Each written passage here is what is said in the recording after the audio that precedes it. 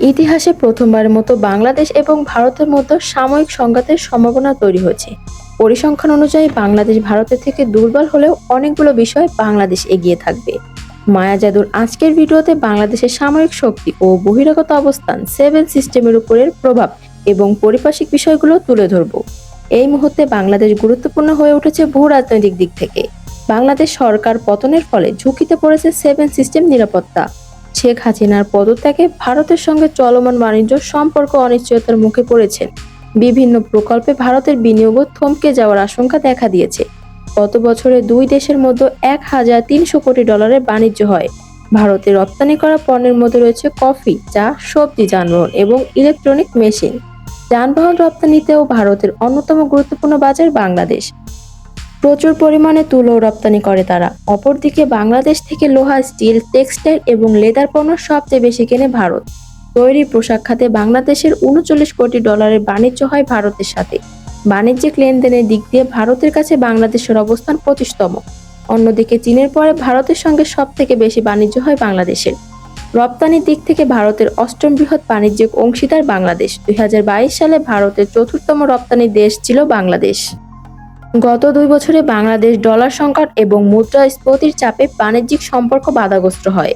কয়েক ধরনের চাল এবং গম রপ্তানি ক্ষেত্রে ভারতও নিষেধাজ্ঞা আরোপ করে। এগুলো বাণিজ্যিক লেনদেন কমার অন্যতম মূল কারণ। ভূ-রাজনৈতিক করার কারণে বাংলাদেশ খুবই গুরুত্বপূর্ণ, বিশেষ করে বাংলাদেশের ভৌগোলিক অবস্থান। বিশ্বের অন্যতম দুই প্রধান পরিশক্তি ভারত এবং চীন বাংলাদেশকে নিয়ে অঘোষিত প্রতিযোগিতায় লিপ্ত হয়েছেন। এখন তাতে যুক্ত হয়েছে আমেরিকা। এমনকি ইউরোপের দেশ ফ্রান্স, ব্রিটেন, ইতালিও বাংলাদেশের অস্ত্র বিতরণের জন্য প্রস্তুতি চালাচ্ছে। আর পরাশক্তি হওয়া দৌড়ে এগিয়ে থাকা তুরস্ক যে কোনো মূল্যে বাংলাদেশকে পাশে চায়। বাংলাদেশকে নিয়ে তাই চীন, ভারত থেকে শুরু করে আমেরিকা, ইউরোপ কিংবা তুরস্কের এত আগ্রহ তৈরি হয়েছে। এবার আসি বাংলাদেশ কতটা শক্তিশালী। এক্ষেত্রে বলা যায়, প্রয়োজন অনুযায়ী বাংলাদেশ 75তম রাষ্ট্র নেই। গ্লোবাল ফায়ারবাহের সর্বশেষ র্যাঙ্কিংয়ে বাংলাদেশের অবস্থান 37 নম্বরে।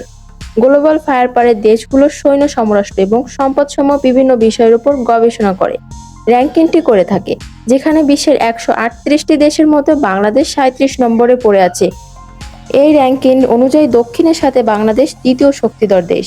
যদিও বাংলাদেশের সামনে থাকা এই দুই দেশ র্যাঙ্কিংয়ের সেরা 10-এ রয়েছে। র্যাঙ্কিং থেকে ভারতের অবস্থান 4 নম্বরে। এমনকি বাংলাদেশের প্রতিপক্ষ মায়ানমারও বাংলাদেশের থেকে অনেকটা এগিয়ে রয়েছে। এই র্যাঙ্কিংটি বলে যায় বাংলাদেশ সামরিক শক্তিতে কতটা পিছিয়ে রয়েছে। যদিও বাংলাদেশের সাম্প্রতিক পছন্দেতে ক্রমে সামরিক শক্তি বাড়িয়ে যাচ্ছে। ইতিমধ্যে বাংলাদেশের নৌবাহিনী দক্ষিণ এশিয়া এবং বঙ্গোপসাগরের অন্যতম শক্তিশালী নৌবাহিনীতে পরিণত হয়েছে। অন্তত আশেপাশের যে কোনো দেশের নৌশক্তিকে সাজেস্ট করার ক্ষমতা বাংলাদেশ, চীন, দক্ষিণ কোরিয়া এবং ব্রিটেন আমেরিকা থেকে যুদ্ধজাহাজ কেনার পাশাপাশি নিজ দেশেও যুদ্ধজাহাজ তৈরি করে সার্ভিসে নেমেছে, যে কাজটি বাংলাদেশে থেকে উন্নত এবং শক্তিশালী অনেক দেশেও হতে পারেনি। বাংলাদেশে আরও যুদ্ধজাহাজ কেনার পাশাপাশি হেলিকপ্টার কেনারও ইঙ্গিত দিয়েছেন। এইদিকে চীনের তৈরি মেইন ব্যাটল ট্যাঙ্কে এবং লাইট ট্যাঙ্কিতে সেনাবাহিনীকে শক্তিশালী করছে। সম্প্রতি সেনাবাহিনীর জন্য তুরস্ক থেকে মিসাইল আসারও খবর প্রকাশিত হয়। এছাড়াও সেনাবাহিনীর আরও অনেক ভারী এবং মাঝের মানের অস্ত্র কেনার প্রত্যাধীন রয়েছে। ইতিমধ্যে জার্মানির সহায়তায় বাংলাদেশ প্রথমবারের মতো ট্রেন ও বিমান উৎপাদন করছে। প্রশ্ন, বাংলাদেশ কেন হঠাৎ করে অন্য দেশগুলো থেকে এত গুরুত্বপূর্ণ হয়ে উঠেছে? এর দুটি কারণ থাকতে পারে। একটি বাণিজ্যিক এবং দ্বিতীয়টি ভূ রাজনৈতিক। বাংলাদেশ খুব দ্রুত অর্থনৈতিক দিক দিয়ে শক্তিশালী হচ্ছে, তবে কেবল যে অর্থনৈতিক বাংলাদেশকে গুরুত্বপূর্ণ করে তুলছে বিষয়টি কিন্তু এমন নয়। কেননা অর্থনৈতিকভাবে বাংলাদেশের থেকে শক্তিশালী দেশের পরশক্তিদের কাছে এখনও এভাবে গুরুত্ব পাচ্ছে না। এক্ষেত্রে গুরুত্বপূর্ণ বাংলাদেশের অবস্থান। বাংলাদেশ দক্ষিণ এশিয়া এবং দক্ষিণ পূর্ব এশিয়ায় অবস্থিত। মায়ানমার থেকে শুরু করে মালয়েশিয়া, থাইল্যান্ড, ইন্দোনেশিয়া, সিঙ্গাপুর সহ এই অঞ্চলের দেশগুলোর জোট আশিয়ানার সব থেকে কাছাকাছি দেশ বাংলাদেশ। আবার বাংলাদেশ ভারত এবং চীনের মাঝে এই সাগরের তীরে অবস্থিত। এমনকি বঙ্গোপসাগরের বিশাল মালিকানাও বাংলাদেশের।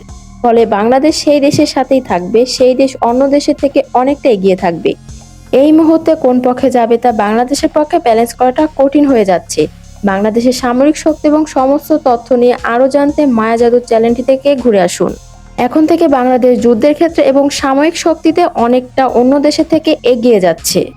বাংলাদেশের প্রেক্ষাপট, নৌবাহিনীর অবস্থান দিন দিন অনেকটাই এগিয়ে যাচ্ছে। বাংলাদেশের গুরুত্ব অনুধাবন করে নৌবাহিনীকে এই পরিকল্পনায় নৌবাহিনীকে ত্রিমাত্রিক বাহিনীতে রূপান্তরিত করার কথা বলা হয়েছে। বাংলাদেশ নৌবাহিনীর সর্ববৃহৎ ঘাঁটি, যেখান থেকে বিমান উন্নয়ন এবং ডুবোজাহাজ বেড়ানোর ব্যবস্থা থাকবে।